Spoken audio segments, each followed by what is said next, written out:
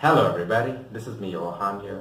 As most of you would be knowing, Apple launched their latest set of iPhones for this year 2018 over a week back. And there were three models. One was the XR, the XS, and surprisingly the brand new XS Plus. So I'm going to take you guys through what my thoughts and opinions about the new iPhones this year are regarding its specifications, pricing, availability, and who generally this phone should be bought by. Regarding the iPhone XR, the phone will come with a 6.1-inch IPS LCD screen with an resolution of 828p, which is a little odd, and pixel density of 326 ppi. As far as the cameras are concerned, the rear camera is a 12 megapixel camera with OIS, and the front camera is a 7 megapixel camera. As far as the build is concerned, it is built of 7000 series aluminum, and this time around it is IP67 water rated as well. The battery capacity should be anywhere between 2200 and 2007 milliamp, considering the size of the overall screen. This time around the phone does come with fast charging, which Apple claims from 0 minutes to 30 minutes the phone can charge to about 50%, which is a good welcome. The significant difference in the iPhone XR compared to last year's iPhone 8 would obviously be the brand new chip used inside, the A12 Bionic chip by Apple, and of course iOS 12 embedded inside as well. The phone will come with three variants. This time around the phone does come with 3 GB of RAM, 64 GB, 128 GB, and 256 GB of internal space, and still no micro SD card, which is not a bad thing.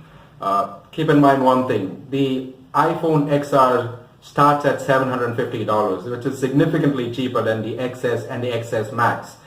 Keep in mind one thing, that iPhone XR's launch is deliberately being delayed by a month. It's going to be sometime in October, the end of October, just for one reason alone, and that is to just give a boost in terms of sales for a brand new XS and XS Plus. So the iPhone XR should cost anywhere between 70 and 75,000 rupees for a base variant in India, and this phone is primarily for people who have been using the iPhone 6 or 6s for many years and want to upgrade. But keep in mind one thing: it's iPhone 6 owners, you no longer get the small screen on these phones. It's a 6.1-inch screen, so it's a decently big screen. So I would only recommend iPhone 6 and 6s users to go ahead and purchase the brand new iPhone XR when it launches.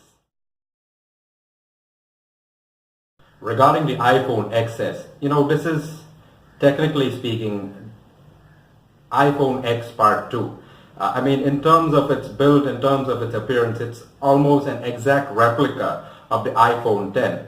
I'm not going to go through the exact specifications because it's more or less identical. The only significant difference between the iPhone XS and the iPhone X would be that this time around it has a scratch resistant glass and additional RAM this time. From 3 GB they've upped it to 4 GB of RAM, and obviously the new A12 Bionic chip and iOS 12 embedded in the phone.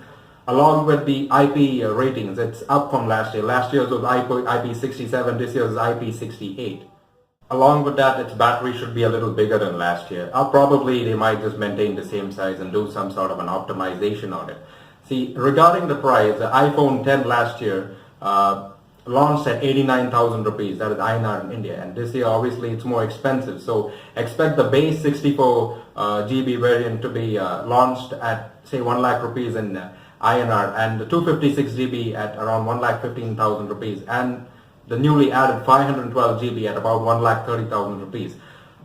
This phone I would recommend to people who have been using the iPhone 7 series from its launch. I mean, the ones that want to upgrade to this new iPhone 10 series. From the iPhone, if you're an iPhone 7 user for the past 2 years, I would recommend you to buy the iPhone XS or even the people who did not purchase the iPhone 10 last year for some odd reason, I would recommend only y'all to go ahead and buy the iPhone XS. The last would be the iPhone XS Max. And this is the hugest iPhone ever created by Apple. I mean, this phone was primarily created with the intention of pulling a lot of the Samsung Galaxy Note users from Android to Apple. It has a humongous 6.5-inch OLED screen with an odd 1250p resolution. The same A12 Bionic chip and of course iOS 12 embedded, just like the other two phones, the XR and the XS, and of course 4 GB of RAM embedded inside as well. The battery capacity should be anywhere between 2,900 and 3,500 milliamp. Considering the size of the phone, otherwise the phone's endurance is going to be really, really bad. Considering the price of this phone again comes in three variants: 64 GB, 256 GB, and 512 GB. The 64 GB alone in India should cost anywhere between 1,07,000 and 1,10,000 rupees. The 256 GB should cost anywhere between 1,20,000 and 1,25,000 rupees in India, and the final 512 GB should cost anywhere between 1,35,000 and 1,40,000 rupees in India. This phone is exclusively for people who want a Samsung Note-like experience. I mean, Note screen-like experience on an iPhone. I think, like I said, it was primarily created for that one reason alone. It's exclusively for them and for people who can afford the phone specifically, and very, very specifically people who plan to use this phone for the next 2 to 3 years.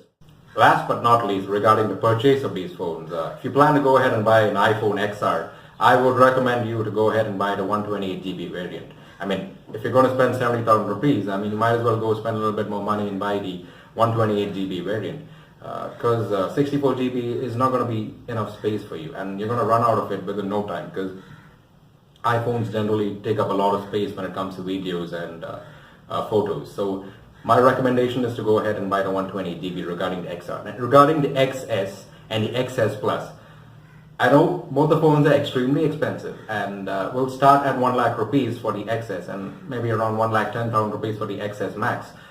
But since you are already planning of going ahead and spending that much of money, my recommendation to all of y'all would be to go ahead and purchase the 256 GB variant. So there's no point of going ahead and buying the 64 GB variant because it's not going to be enough of space for y'all. So, and again, these phones are recommended upgrades to only iPhone users. I will not recommend any Android user to go ahead and purchase these phones because I just find them, to be honest, very excessively priced.